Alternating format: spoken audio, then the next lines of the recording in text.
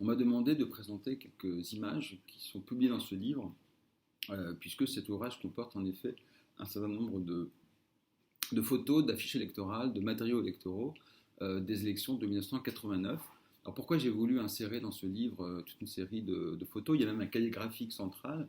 C'est parce qu'il m'a semblé justement nécessaire pour faire un pas de côté vis-à-vis des conflits mémoriels, pour éviter aussi de tomber dans ce que Audouin Rousseau et Becker appelaient l'historiquement correct. Il m'a semblé nécessaire justement de présenter des matériaux originaux et de les présenter pour pouvoir aiguiser un petit peu notre regard sur 89 et proposer de nouvelles représentations de 89. Et quoi de mieux que des images, justement, pour travailler sur les représentations.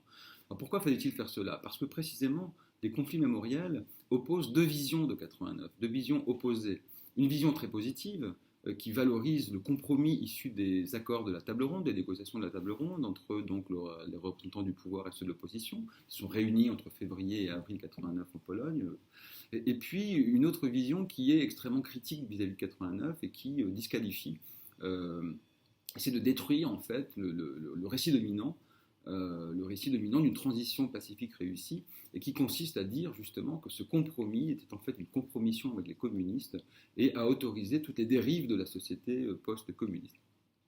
Alors, ces matériaux, disons, iconographiques, sont extrêmement riches, sont extrêmement variés, et je les ai traités à parts égales. Alors, pourquoi? Parce que, et ça va dans le sens de ce que je disais tout à l'heure, c'est que dans les récits les plus connus, y compris dans l'historiographie, notamment polonaise, on a surtout des images qui sont issues de la belle victoire de Solidarność, et de ce beau récit, si vous voulez, qui arrase un petit peu la complexité du réel, par lequel Solidarité, en fait, gagne ses élections grâce à ses leaders, ses héros. Et donc on a des images, alors très très connues, je vais vous en montrer quelques-unes, qui ont extrêmement circulé en fait dans les médias, sur les réseaux sociaux, dans les livres d'histoire, où on voit ces belles photos de l'Erwa Wałęsa avec chacun des candidats des comités civiques de Solidarność. Là, c'est un exemple de ce qu'on appelle le photomimétisme, hein, c'est-à-dire des affiches qui sont toutes construites sur le même mode.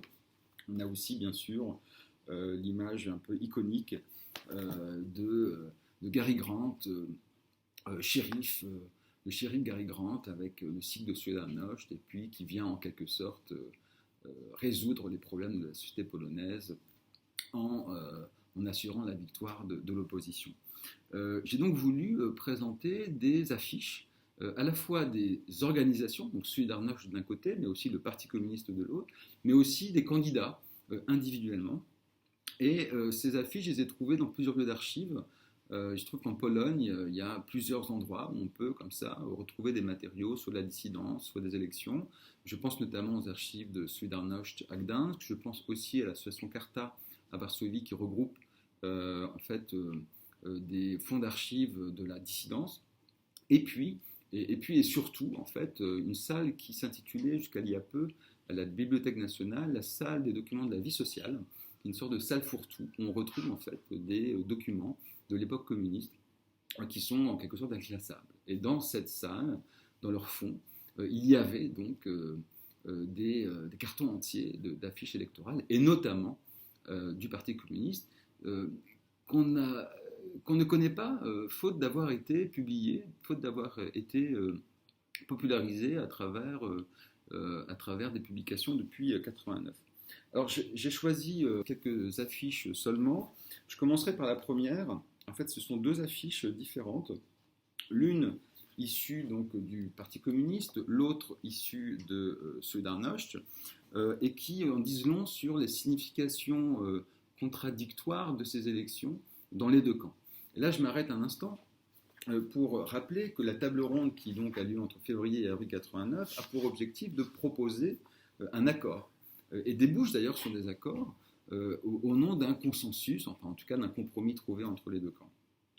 Il y a un mouvement, si vous voulez, que la table ronde incarne, un mouvement de la division vers, disons, l'unité ou vers le compromis.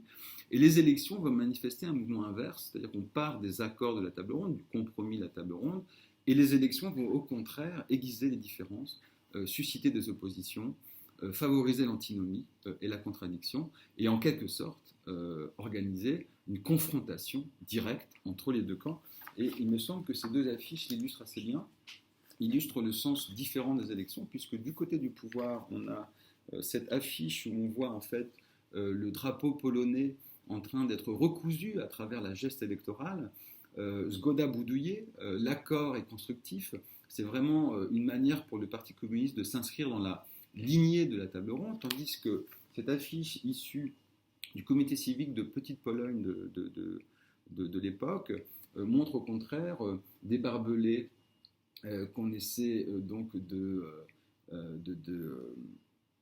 couper. En quelque sorte, il s'agit de briser des chaînes. Et ce que je trouve intéressant, c'est que cette représentation précisément d'une société polonaise travaillée par une opposition fondamentale entre l'État et la société, en fait, apparaît quelques mois avant la chute du mur de Berlin et la disparition concrète du rideau de fer.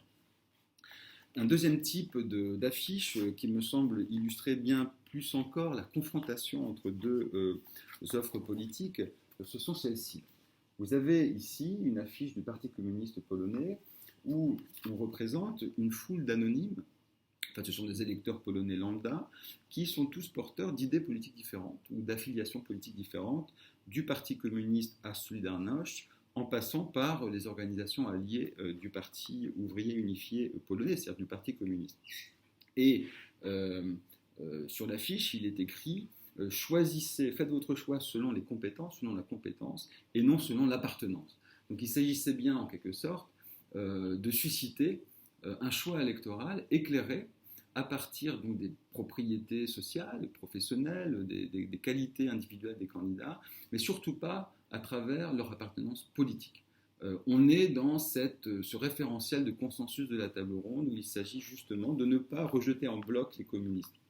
À l'inverse, sur la fiche de Solidarność, qui est issue de la voïvodie de Kielce, dans la région donc, de l'est de la Pologne, on a plutôt là une affiche au contraire extrêmement négative en quelque sorte de solidarité, dość, ce qui veut dire assez, et on se représente donc en quelque sorte la nomenclatura communiste.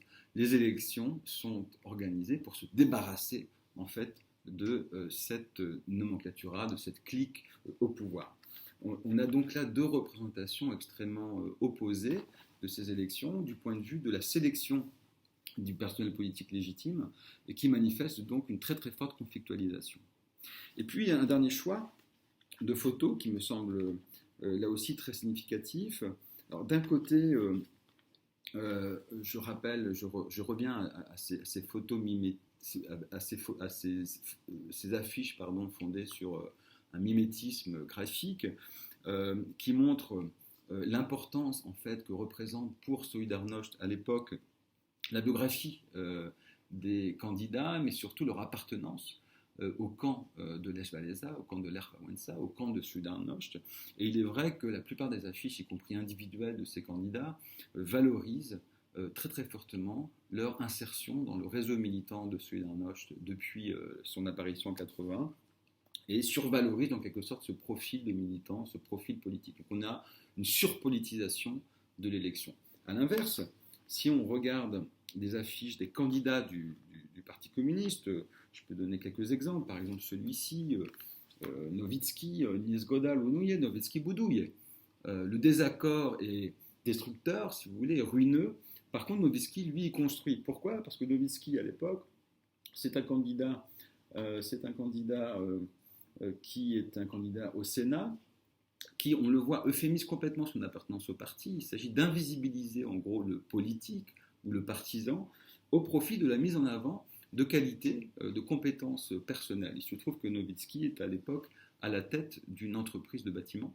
Et donc, il veut faire valoir son profil à la fois de bâtisseur, enfin, d'entrepreneur potentiel, parce qu'on n'est pas encore tout à fait entré dans un moment, si vous voulez, où d'anciens communistes pourraient devenir des chefs d'entreprise. et qui donc valorise très très clairement ce type de ressources.